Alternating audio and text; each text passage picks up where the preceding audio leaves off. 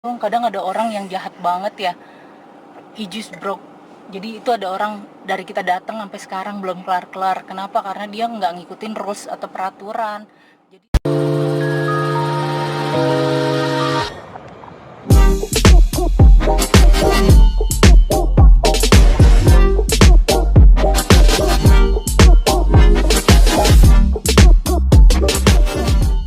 so guys, ini dia nih tempat kita buat nanti nuker botolnya tuh. Tuh mesinnya di situ. So, ini adalah botol-botol yang udah kita kumpulin. Aw. Tuh. Jadi aku udah berapa bulan ngumpulin botol-botol ini. Tuh, karena kita emang tiap hari kerjanya, setiap weekend kerjaan kita minum-minum cider atau apa gitu. Minumnya si Daddy. Jadi setiap suamiku minum aku kumpulin. Dia sampai mikir buat apaan sih, karena aku penasaran sama itu guys. Nih tuh. Nah, oke, kita lihat dulu ya gimana caranya. Aku juga dorodong nggak tahu caranya gimana. Nah, ini jadi abang-abang yang membersihkan. Oh, karena tadi banyak antrian, ternyata mesinnya cuma satu. Ternyata mesinnya rusak. Bukan rusak, mungkin kepenuhan atau gimana tuh. Sama abang-abangnya lagi dibenerin. Aduh, mobil ngalingin. Nama mobilnya dong, bego. Nih, Alistair udah berdiri. Nah, ini dia guys, tempatnya. Jadi bisa dilihat berapa botol. Jadi satu botol itu 10 sen alias 1000. Lumayan, satu botol 1000 guys.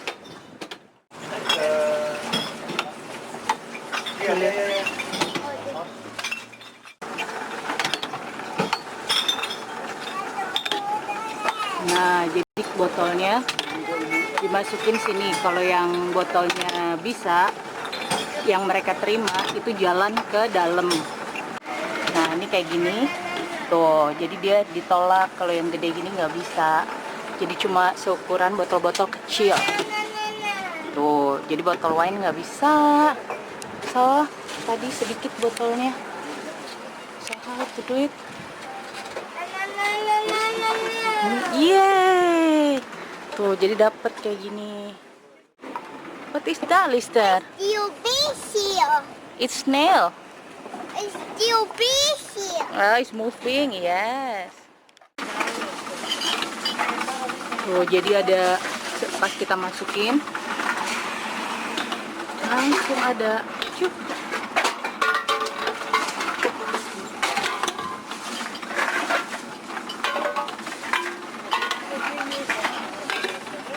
Nah,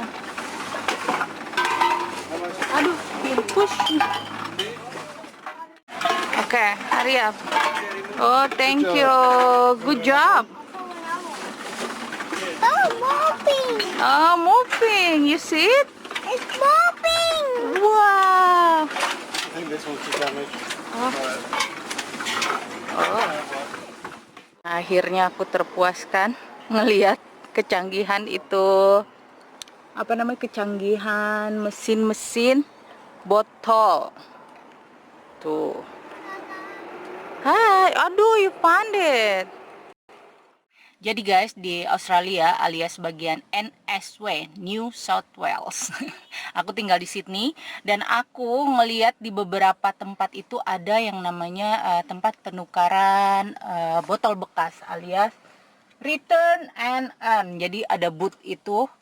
Terus aku suka ngeliat orang kok banyak banget antri. Terus pas aku lihat kok mereka bawa troli gede-gede gitu sama botol banyak gitu. Terus aku ngeliatin apa itu ya, aku penasaran.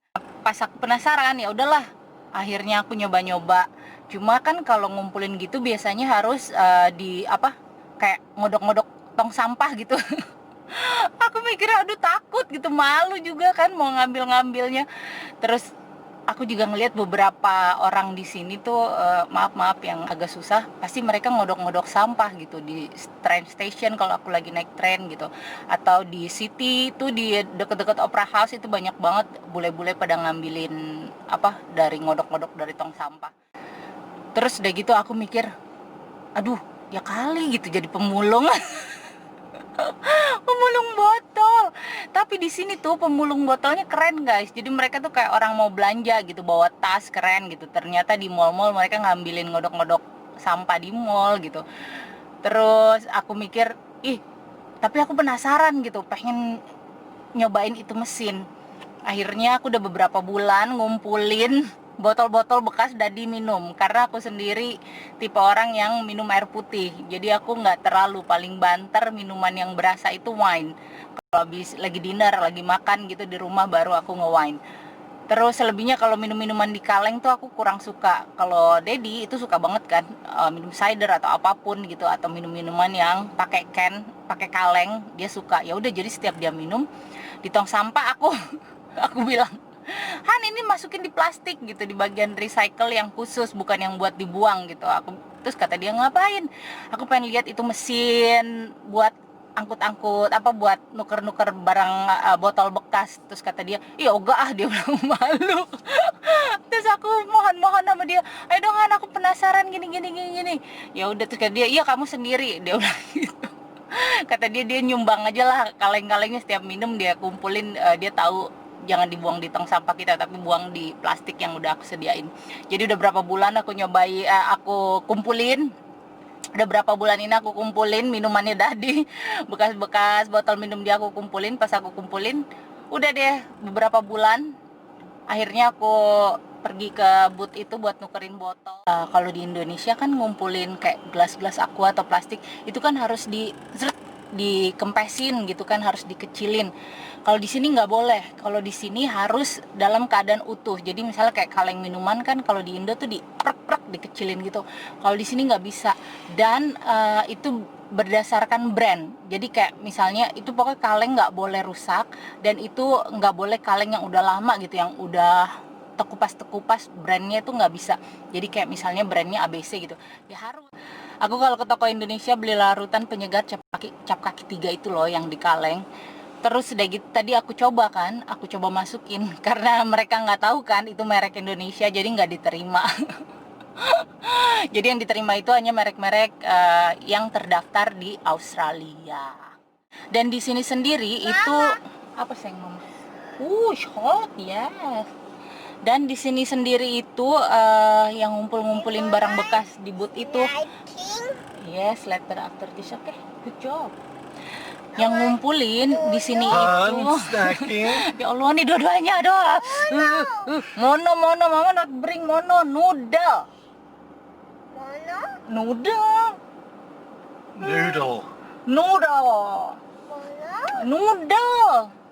Jadi di sini yang ngumpulin botol bekas itu nggak semuanya pemulung botol guys, tapi orang-orang yang di rumah yang biasa minum dari can atau botol, mereka suka ngumpulin. Terus lumayan ditukerin di sini gitu, bisa ditukar uang cash, terus bisa juga, pokoknya intinya dapat uang lah dari penukaran botol ini. Dan kalau kita mau donasi juga boleh, jadi kita cuma masukin botol terus disumbangin gitu. Cuma karena aku penasaran, jadi aku pengen lihat dapat berapa gitu 2 botol itu.